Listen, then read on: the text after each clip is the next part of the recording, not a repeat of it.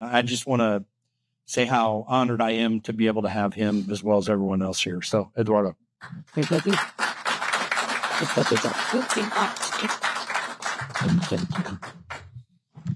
Thank you, Jim. Sometimes people think that only speaking is not that much. Sometimes they come to us and say, "Oh, Eduardo, what else can I do to help the cause of the freedom?" But by speaking, you're helping a lot.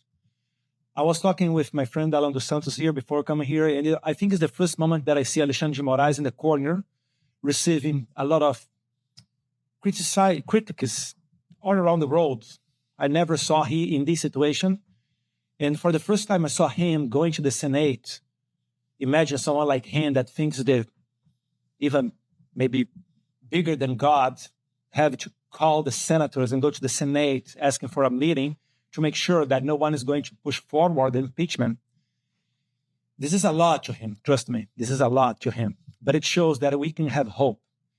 As the senator, which you have a statue in the plenary of the Senate in Brazil, Rui Barbosa, as he was used to say like 100 years ago, the worst dictatorship is dictatorship that comes from the hands of the judiciary, because from this one, you have nowhere to appeal.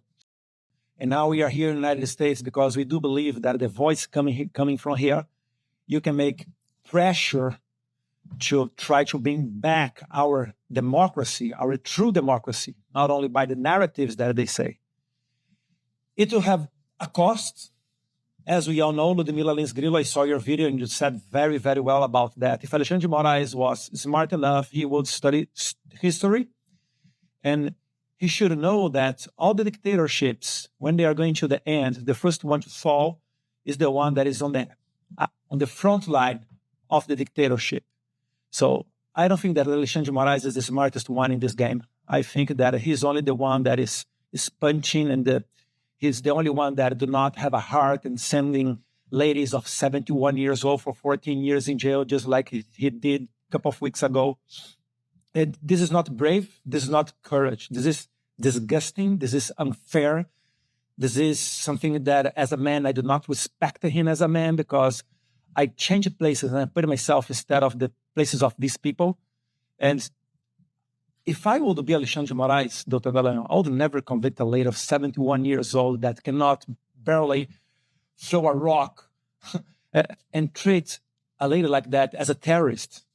For sure, if they were doing trafficking drugs, murder, if they were this kind of criminal, they would never had 14, 15, 16 years in jail. So sometimes people say that, oh, Alexandre de Moraes, he has a lot of courage. No, if there is something that he doesn't have, is courage, because he's using his position in a very disgusting way to try to smash an opposition. It's the only way that they have to keep in power, because they did everything against us. They call us as Nazis, fascist, racist, xenophobic, homophobic, whatever. And at the end of the day, it's not working. So they have to censor us. And when a dictatorship tries to censor us, we have to do exactly the opposite. It's talk, speak, tell all around the world what they are doing, because this is exactly the thing that they don't want to know. They don't want everybody to know about that. So they would be comfortable to spread this Brazilian virus that is a very special thing. That the things that we are having in Brazil is that the censorship is all over around the world, but coming through the hands of the government. Brazil is the only one case in the world that the censorship is coming through the hands of the judiciary. And they are exporting that by meetings in London, Paris, New York, as we are all looking. And if they're comfortable to do that, they will keep doing. And maybe they are going, Jim, tomorrow, bring that to here. It's the same story. When you talk with our friends from Venezuela, they say, Eduardo, like Eduardo Bittar, Eduardo, 15 years ago, 10 years ago, I would never imagine that Venezuela would be in a place like that. And it's a country just as rich as Brazil. They are very rich. They have Amazon, minerals, water, tourism, everything. And look how they are. So yesterday was Venezuela, today Brazil, tomorrow maybe United States. So you are right, Jim. When we look to United States, we think that here is the home of the brave, the land of the freedom. And we are really happy from one side to be here, sad from other side because the reasons that we are coming here. But in the end of the day, it's giving us a lot of hope by speaking, by showing to everybody, by looking that they are not comfortable in their situations.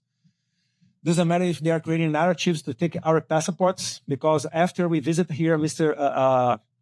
Chris Smith, Marjorie Taylor Greene, and George Santos in December, when we came here to the U.S. Capitol, going to the end. Then a couple of weeks ago, we went to the European Parliament. And while we were there in Brussels, an article from Agência Pública, which is a media supported and financed by George Soros, it starts to say that me, Gustavo Geyer, and some other congressmen, we are running abroad of Brazil, trying to connect the fascist and the anti-democratic people to try to attack the vibrant democracy in Brazil. Okay, it was an article from the press. But then a couple of days later, a federal police report came up talking that the anti-democrats like me was like having a space on X, live streaming on X with Marion Alpha, and they quoted other congressmen. And after that, the same narrative was spoken by the president of the Supreme Court, Justice Luiz Roberto Barroso. So as we are not beginners in this game, when you see an article by the press, financed by George Soros, then you see a federal police report, and then the president of the Supreme Court start to say the same thing, is because they are preparing the field to come take our passports, at least. So we have to tell all around the world what is going on in Brazil to keep mobilizing the people, because in the end of the day, our home is Brazil. We love United States. I want to come here, but for vacations. I want to build a better Brazil. Thank you very much.